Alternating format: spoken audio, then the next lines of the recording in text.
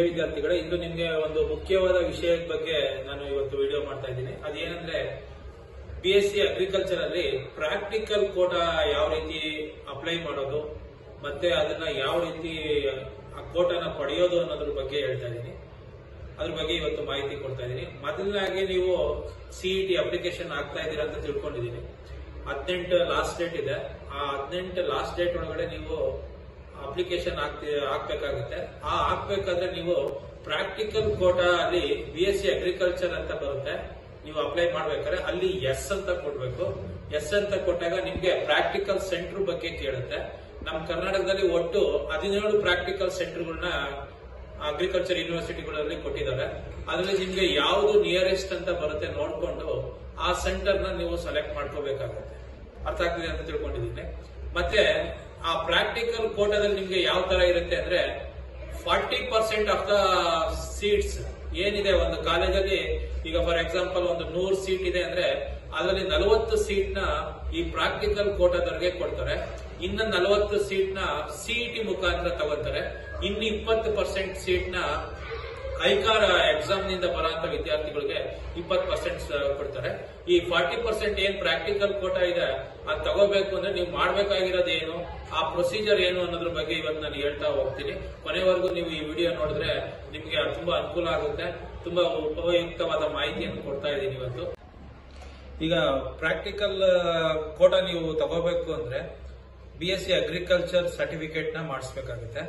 Agriculture certificate ನ ಯಾರೆಲ್ಲ ಮಾಡಿಸ್ಬೋದು ಅನ್ನೋದಕ್ಕೆ ಬಗ್ಗೆ ನಾನು ಈಗ ಹೇಳ್ತಾ ಹೋಗ್ತೀನಿ. ಕ್ಲೀನಾಗಿ ಗಮನ ಇಟ್ಟು ಕೇಳ್ಕೊಳ್ಳಿ. ಯಾಕೆಂದ್ರೆ ನೀವು ಅಪ್ಲೈ ಮಾಡ್ಬೇಕಂದ್ರೆ ಆ ಸರ್ಟಿಫಿಕೇಟ್ ಬೇಕೇ ಬೇಕು. ಇದರಲ್ಲಿ ನಾವು 3 ತರ ಹೇಳ್ತಾ ಹೋಗ್ತೀನಿ.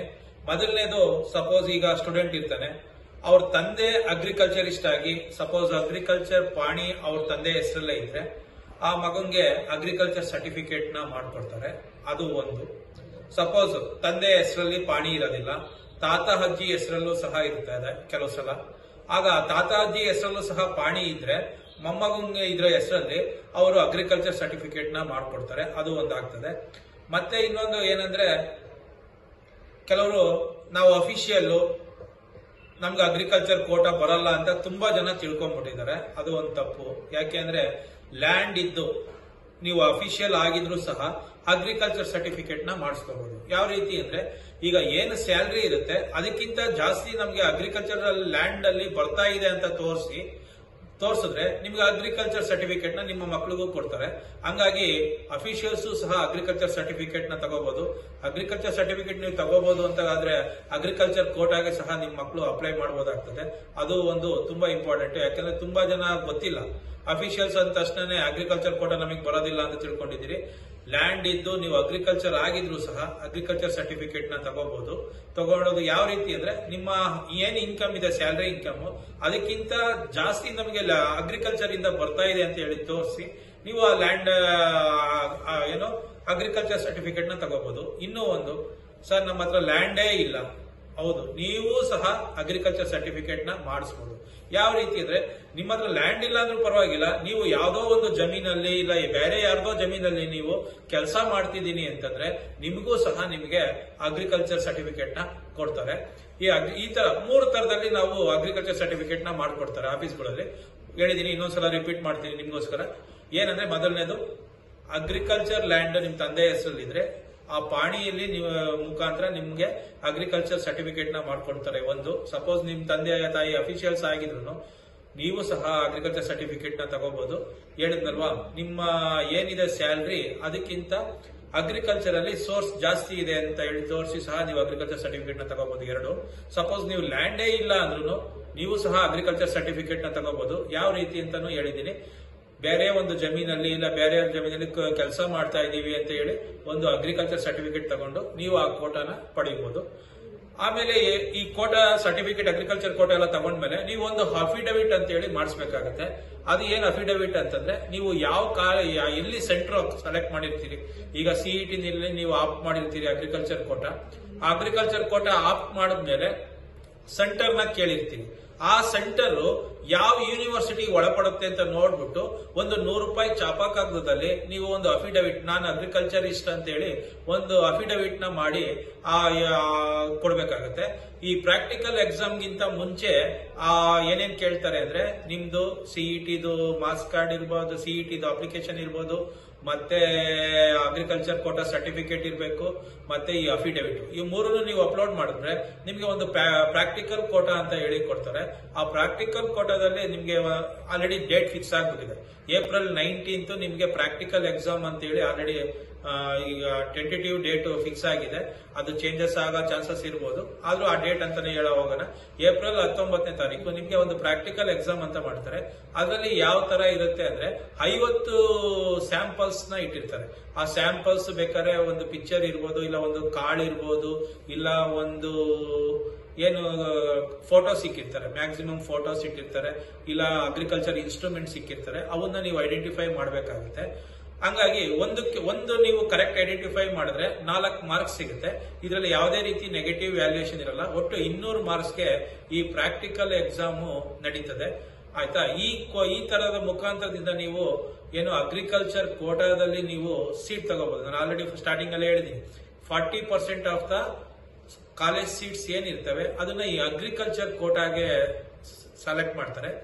ಜೊತೆಗೆ ನಿಮ್ದು ಈ ಅಗ್ರಿಕಲ್ಚರ್ ಕೋಟಾದ ರ್ಯಾಂಕಿಂಗ್ ಯಾವ ರೀತಿ ಅನೌನ್ಸ್ ಮಾಡ್ತಾರೆ ಅಂತಾನು ಹೇಳ್ಬಿಡ್ತೇನೆ. ಅದೇನಂದ್ರೆ, ಈಗ ನೀವು ಪ್ರಾಕ್ಟಿಕಲ್ ಎಕ್ಸಾಮ್ ಬರ್ದಿದ್ರಿ, ಅದರಲ್ಲಿ 200 ಮಾರ್ಕ್ಸ್ಗೆ ನೀವು ಎಷ್ಟು ತಗೊಂಡಿರ್ತೀರಿ ಅದ್ರ 50% ನ ತಗೊಂತಾರೆ. ಫಾರ್ ಎಕ್ಸಾಂಪಲ್ 200 ಮಾರ್ಕ್ಸ್ಗೆ ನೀವು ಒಂದು 150 ತಗೊಂಡಿದ್ದೀರಾ ಅಂದ್ರೆ 50% ಅಂದ್ರೆ 75 ಮಾರ್ಕ್ಸ್ ತಗೋತಾರೆ. ಅದೇ ರೀತಿ ನೀವು ಸಿಇಟಿ ನಲ್ಲಿ PCMB ನಲ್ಲಿ ಎಷ್ಟು ಸಿಇಟಿ ನಲ್ಲಿ ತಗೊಂಡಿದ್ದೀರಿ ಅದನ್ನ 25% ತಗೋತಾರೆ. ಅದೇ ರೀತಿ PUC ನಲ್ಲಿ ನೀವು PCMB ನಲ್ಲಿ ಎಷ್ಟು ಪರ್ಸೆಂಟ್ ತಗೊಂಡಿರ್ತೀರಿ ಅದರಲ್ಲಿ 25%. ನಿಮ್ಗೆ ಅರ್ಥ ಆಯ್ತು ಅನ್ಕೊಂತೀನಿ. 50% ಪ್ರಾಕ್ಟಿಕಲ್ ಎಕ್ಸಾಮ್ ಇಂದ ತಗೊಂತಾರೆ, 25% ಸಿಇಟಿ ಮುಖಾಂತರ ತಗೊಂತಾರೆ, 25% PU ಮಾರ್ಕ್ಸ್ ಮುಖಾಂತರ ತಗೊಂಡು ಅದ್ರ ಮೇಲೆ ನಿಮ್ಗೆ ಪ್ರಾಕ್ಟಿಕಲ್ ರ್ಯಾಂಕ್ ಅಂತ ಹೇಳಿ ಅನೌನ್ಸ್ ಮಾಡ್ತಾರೆ. ಅದ್ರ ಮುಖಾಂತರ ನಿಮಗೆ ಸೀಟ್ಸ್ ಸಿಗ್ತದೆ. ಅದೇ ರೀತಿ ನೀವು ಐಕಾರ್ ಅಲ್ಲೂ ಸಹ 20% ಸೀಟ್ ಇರುತ್ತೆ. ಅದರಲ್ಲಿ ಯಾವುದೇ ರೀತಿ ಕೋಟಾ ಅಂತ ಏನಿರಲ್ಲ. ಒಂದು ಐಕಾರ್ ಎಕ್ಸಾಮ್ ನಡೆಯುತ್ತೆ. ಆ ಐಕಾರ್ ಎಕ್ಸಾಮ್ ತಗೊಂಡು ಸಹ ನೀವು ಬರ್ಬೋದು. ಈ ಪ್ರಾಕ್ಟಿಕಲ್ ಪ್ರೊಸೀಜರ್ ಈ ತರ ಇರುತ್ತೆ. ಅದೇ ರೀತಿ ಒಂದು ಏನಂದ್ರೆ ವೆಟೆನರಿನಲ್ಲಿ ಮಾತ್ರ 50% ಏನಿದೆ PUದೇನು ತಗೊಳ್ಳೋದಿಲ್ಲ. ನಿಮ್ಗೆ 50% ಪ್ರಾಕ್ಟಿಕಲ್ ಮಾರ್ಕ್ಸ್ ಮತ್ತೆ 50% ಸಿಇಟಿ ಮಾರ್ಕ್ಸ್ ಎರಡನ್ನು ಕ್ಲಬ್ ಮಾಡಿ ವೆಟನರಿ ರ್ಯಾಂಕ್ ಅನ್ನು ಅನೌನ್ಸ್ ಮಾಡ್ತಾರೆ. ಈಗ ಆಲ್ರೆಡಿ ನಾನು ಇನ್ನೊಂದು ವಿಡಿಯೋ ಬಿಡ್ತಾ ಇದ್ದೀನಿ. ಅಗ್ರಿಕಲ್ಚರ್ಗೆ ರಿಲೇಟೆಡ್ ಯಾವ್ಯಾವ ಕಾಲೇಜ್ ಇದಾವೆ, ಮತ್ತೆ ಯಾವ್ಯಾವ ಕೋರ್ಸ್ ಇದೆ, ಯಾವ್ಯಾವ ಕಟ್ ಆಫ್ ಏನು, ಯಾರ್ಯಾರು ಅದಕ್ಕೆ ಅಪ್ಲೈ ಮಾಡಬಹುದು ಅನ್ನೋದ್ರ ಬಗ್ಗೆ ಎಲ್ಲ ಒಂದು ವಿಡಿಯೋ ಮಾಡಿದ್ದೀನಿ. ಇನ್ನೂ ಕೆಲವು ಹುಡುಗರು ನನಗೆ ಕೇಳ್ತಾ ಇರ್ತಾರೆ, ಸರ್ ನಾನು ಕಂಪ್ಯೂಟರ್ ಸೈನ್ಸ್ PCM CS ಓದ್ತಾ ಇದ್ದೀನಿ, ನಾನು ಅಗ್ರಿಕಲ್ಚರ್ ಕೋಟಾಗ ಹೋಗ್ಬೋದಾ? ಎಸ್, ಹೋಗ್ಬೋದು. ಯಾಕೆಂದ್ರೆ ಈ ಫುಡ್ ಟೆಕ್ ಅಂತಿದೆ, ಡೈರಿ ಟೆಕ್ ಅಂತ ಇರ್ತವೆ. ಆ ತರ ಏನ್ ಟೆಕ್ ಅನ್ನ ಇದು ರಿಲೇಟೆಡ್ ಕೋರ್ಸ್ ಇದೆ BSc AG ನಲ್ಲಿ, ಅವರು ಈ ಕಂಪ್ಯೂಟರ್ ಸೈನ್ಸ್ ತಗೊಂಡಿರೋರು ಹೋಗ್ಬೋದು. ಅವ್ರು ಕೇಳೋದಿಷ್ಟೇ, PUC ನಲ್ಲಿ ನೀವು ಫಿಸಿಕ್ಸ್, ಕೆಮಿಸ್ಟ್ರಿ, ಮ್ಯಾಥ್ಸ್ ಓದಿದ್ರೆ ಅವರು ಸಹ ಈ ಎಲಿಜಿಬಲ್. ನೀವು ಸಿಇಟಿ ಅಪ್ಲಿಕೇಶನ್ 18ನೇ ತಾರೀಕು ಒಳಗಡೆ ಏನ್ ಹಾಕ್ಬೇಕಾದ್ರೆ ಮರೀದೆ ನೀವು ಸಿಇಟಿ ನಲ್ಲಿ ಅಪ್ಲಿಕೇಶನ್ ನಲ್ಲಿ ಅಗ್ರಿಕಲ್ಚರ್ ಕೋಟಾನ ಮರೀದಲೇ ನೀವು ಆಪ್ ಮಾಡಿ. ಅದೇ ಅಗ್ರಿಕಲ್ಚರ್ BSc ಅಗ್ರಿಕಲ್ಚರ್ ಅಂತ ಕೇಳಿದಾಗ ಎಸ್ ಅಂತ ಕೊಟ್ಟು ನಿಮ್ಗೆ ಯಾವ ಸೆಂಟರ್ ಬೇಕು ಅದನ್ನ ಸೆಲೆಕ್ಟ್ ಮಾಡಿ. ಈಗಲೂ ಯಾರು ಇನ್ನು ಆಲ್ರೆಡಿ ಅಪ್ಲಿಕೇಶನ್ ಹಾಕಿದ್ದು ಈ ಕೋಟಾ ಅಪ್ಲೈ ಮಾಡಿಲ್ಲ ಅಂದ್ರೆ ಈಗಲೂ ಎಡಿಟ್ ಆಪ್ಷನ್ ಇದೆ. ನೀವು ರಿವರ್ಸ್ ಹೋಗ್ಬಿಟ್ಟು ಆ ಅಪ್ಲಿಕೇಶನ್ ನಲ್ಲಿ ನೀವು ಆ ಕೋಟಾನ ಆಪ್ ಮಾಡಬಹುದು. ಆಯ್ತು, ಇಷ್ಟು ಇನ್ಫಾರ್ಮೇಶನ್ ನಿಮ್ಗೆ ಒಂದು ಯೂಸ್ಫುಲ್ ಇನ್ಫಾರ್ಮೇಶನ್ ಆಗಿದೆ ಅಂತ ತಿಳ್ಕೊಂಡಿದ್ದೀನಿ. ಇದ್ರ ಬಗ್ಗೆ ನಿಮ್ಗೆ ಇನ್ನೂ ಏನಾದ್ರೂ ಡೌಟ್ಸ್ ಇದ್ದಲ್ಲಿ ನಮ್ಗೆ ಒಂದು ಮೆಸೇಜ್ ನಮ್ಮ ಯೂಟ್ಯೂಬ್ ಚಾನಲ್ ಅಲ್ಲಿ ಒಂದು ಮೆಸೇಜ್ ಮಾಡಿದ್ರೆ ನಾನು ಅದಕ್ಕೆ ರಿಪ್ಲೈ ಮಾಡ್ತೀನಿ. Thank you.